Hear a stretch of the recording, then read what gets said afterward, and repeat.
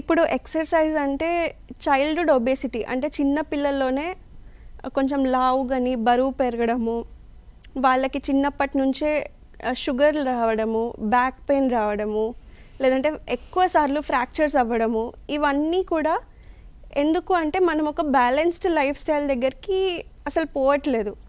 మనం ఏం చేస్తున్నాము, ఈ పిల్లాడు ఫ్యూచర్లో ఇంజనీర్ అవ్వాలి అని చెప్పి ఈ టెక్నో స్కూల్స్లో కానీ లేదంటే హాస్టల్స్లో కానీ ఉండి చదివి రోజంతా ఓన్లీ ఒక ఫోకస్ ఏకదాటిగా ఒకటే దాని మీద పనిచేస్తే ఇంకా మన rest of the personality develop అయ్యేది ఎప్పుడు?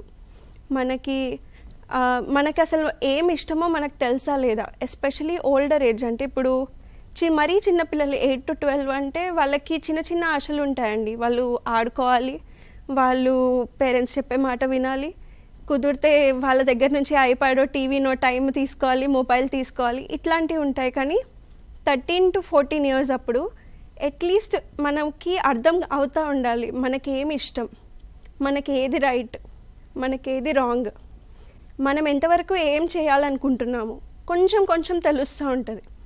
అలాంటప్పుడు డెఫినెట్లీ